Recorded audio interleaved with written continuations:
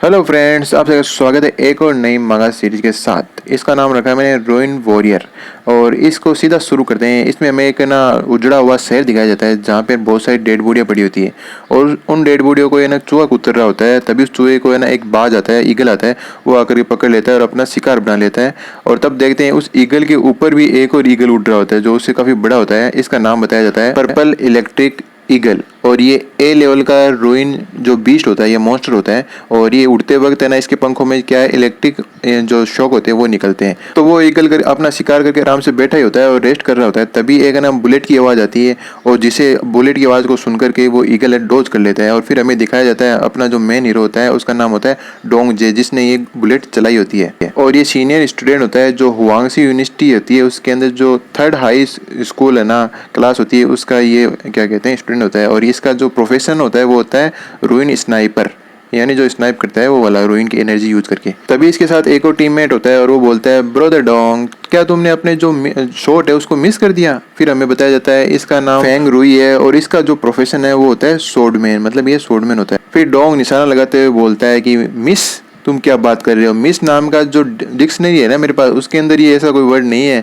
मेरे डिक्शनरी में मिस नाम का कोई वर्ड नहीं है। और वो दो चार अटैक और करता है तो उनको है ना जो ईगल आराम से डोज कर लेता है, कभी उड़ करके कभी नीचे से साइड में। और फिर वो है ना एम करता है जो उसकी गर्दन होती है उसके ऊपर और एक शॉट चला देता है। और चलाने पे हमें दिखता है कि उसकी वो शॉट है गर्दन के आसपास हो जाता है। बाकी जो शॉट लग रहे थे वो उसके पंखों पे लग रहे थे, उसे चोट नहीं पहुंच रही थी। और हम देखते हैं वो जो ईगल होता है वो नीचे गिर जाता है और खत्म हो जाता है। फिर हमें जो ये डोंग होता है वो बताता है कि जो ये पर्पल इलेक्ट्रिक ईगल होता है, इसके जो पंख होते हैं वो एकदम स्टील से भी ज़्यादा हार्ड होते हैं। और इनकी खाली एक ही कमजोरी होती है कि जो इसके ना सिर के नीचे जो इसकी गर्दन होती है वहाँ पे सिर्फ एक ही इसका ब्लैक स्पॉट होता है, वीक स्पॉट होता है। अगर एक्यूरेट वहाँ पे निशान लगा जाए तभी उसे मारा जा सकता है। तभी जो उसका टीममेट होता है वो बोलता है कि तुम तो अमेजिंग हो ब्रदर डोंग, चलो हमने जो टीम का ये टेस्ट है, टीम टेस्ट है, ये पास कर लिया और हमने सबसे फास्ट किया होगा। तभी है ना जो डोंग होता है उसको कुछ रियलाइज होता है और पीछे देखता है और पीछे हमें है ना दो बहुत सारी खतरनाक सी आंखें दिखाई जाती है। और वो बाहर निकल के आता है तो एक वो बहुत बड़ा जो वुल्फ टाइप का या डॉग टाइप का बीस्ट होता है, सीधा जो उसके फ्रेंड होता है टीममेट उस पर अटैक कर देता है और उसको वहीं पे मार देता है। और वो वहाँ से गायब हो जाता है। गायब होने के साथ ही वो दो आइटम भी ड्रॉप करके जाता है क्रिस्टल टाइप के, और वो वहीं पे रह जाते हैं। तो जो डोंग होता है वो उस डॉग टाइप के बारे में बताने लगता है। इसका नाम हॉर्न वाइट वुल्फ है और ये बी रैंक का जो रूइन बीस्ट है वो है।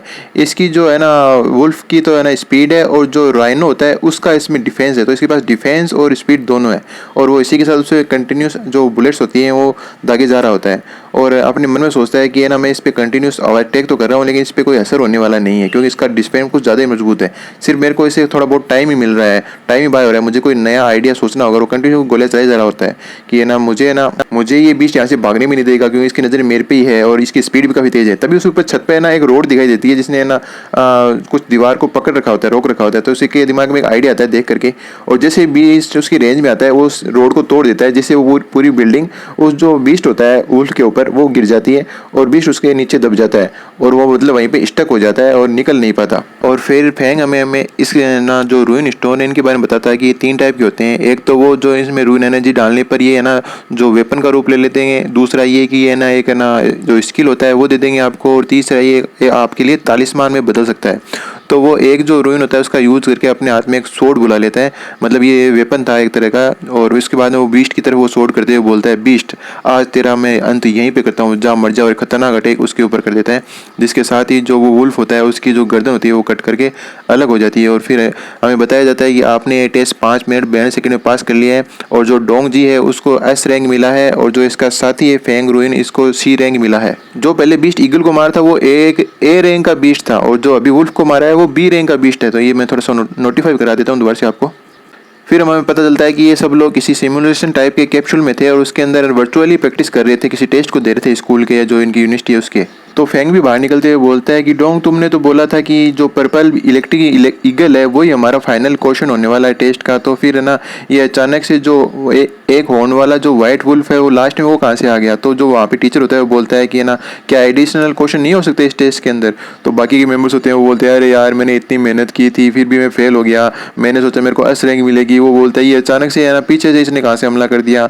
हम सब लोग तो रिलैक्स कर रहे थे, मतलब अपनी अपनी बातें कर रहे होते हैं और सभी के सभी में से किसी ने भी है ना वो क्लियर नहीं कर पाया, मतलब उस जो वुल्फ होता है उसको नहीं मार पाए होते हैं। तभी हमें दिखाया जाता है एक खतरनाक सा पंच और उसने उस सिमुलेशन को तोड़ दिया होता है और बोलता है कि मैंने एक्सपेक्ट नहीं किया था कि एक एडिशनल क्वेश्चन भी इसके अंदर हो सकता है। और फिर हमें दिखाया जाता है सुंदर सी एक ब्यूटीफुल लड़की दिखाई जाती है और उसका नाम होता है जाओ जी क्वीन। जाओ है ना हायर होती है अपनी जो मार्शल आर्ट अकेडमी होती है उसकी, और हमें जो ये भी है ना क्लासमेट ही होती है जो डोंग होता है उसकी, इतना बताया जाता है इसके बारे में। तो डोंग बोलता है जी क्वान क्या तुम है ना अपनी पावर को थोड़ा कम कर सकती हो, तुमने ना पब्लिक प्रॉपर्टी को डैमेज पहुंचाया तो तुम्हें उसका 3 गुना भरपाई करनी पड़ेगी, तुम्हें इस बारे में पता है ना। तभी हम देखते हैं कि जो जी क्वीन होती है वो फटाफट आती है डोंग के पास और उसका कॉलर है वो पकड़ते हुए बोलती है कि तुम मुझे सच सच बताना, क्या तुमने जो वेयरवुल्फ है उसको मार दिया था क्या, बीट कर दिया था क्या। तो डोंग भी कोई ज़्यादा इमोशन दिए बिना ही बोलते हैं हाँ बिल्कुल। और हम नीचे देखते हैं कि जो फैंग होता है वो बोलता है कि जैसा कि मेरे बड़ी डोंग से पता था कि ये मेरे को कैरी कर लेगा और मुझे है ना निराश नहीं होने देगा, मेरे को इस टेस्ट में फेल नहीं होने देगा। जो टीचर होता है वो बोलता है कि सभी के सभी चुप हो जाओ, यहाँ पे टेस्ट चल रहा है, ठीक है ना। और फिर बोलता है कि ना जो रूइन बीस्ट होते हैं वो बहुत ही ज़्यादा रियल लाइफ में खतरनाक होते हैं, तुम्हें क्या लगता है वो तुम्हारा वेट करेंगे कि तुम लोगों ने आराम कर लिया या नहीं कर लिया, वो हमेशा वही जो सरप्राइज अटैक है वो तुम पे करेंगे। इस टेस्ट के अंदर सिर्फ एक ही बंदे ने ना एस रैंक को हासिल किया और उस वुल्फ को मारा है और वो बोलता है डोंग इधर आओ और जा आकर के अपना जो रिजल्ट है वो ले जाओ। तो पीछे जो फैंग होता है वो बोलता है कि डोंग तुम बेस्ट हो। जो जी क्वीन होती है वो बोलती है कि जैसा कि मेरा जो अच्छा बड़ी है, जो मेरा अच्छा दोस्त है उसे उम्मीद की गई थी वो बिल्कुल ही टॉप करेगा, वो एस रैंक आराम से हासिल कर पाएगा। तभी हम देखते हैं जो उससे ना जड़ते हैं उसके क्लासमेट, वो उसको आगे जाते वक्त है ना पैर की अटंगी दे गिराने की कोशिश करते हैं, लेकिन डोंग है ना उसे पहले ही नोटिस कर लेता है और उसके उस पैर के ऊपर पैर रख करके उसके पैर को तोड़ देता है वहीं पर। फिर वो उन 3-4 जो क्लासमेट होते हैं वो बोलते हैं कि तुम चाहे कितने होशियार हो, कितने इंटेलिजेंट हो गए, तुम चाहे इस टेस्ट के अंदर जो वर्चुअल टेस्ट उसके अंदर कितने नंबर लाए होंगे, लेकिन जिसके पास जो 60% है ना जो रूइन एनर्जी होती है उन्हीं के पास अवेकन होने का और रूइन वॉरियर बनने का मौका होता है। तो तुम्हारे पास वो नहीं है, तो तुम जन्म से ही है ना इसके लिए कैपेबल नहीं हो।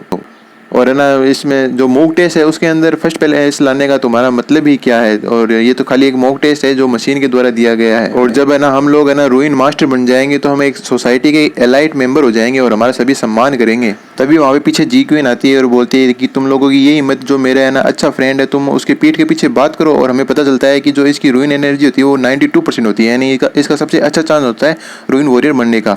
और वो दोनों के सिर पर एक एक टपली मारते हुए बोलती है कि हाँ अब सॉरी मांगो। तो वो बोलते हैं कि सॉरी बिग सिस्टर, हमारी गलती हो गई, हम उसकी पीठ पीछे अब बातें नहीं करेंगे।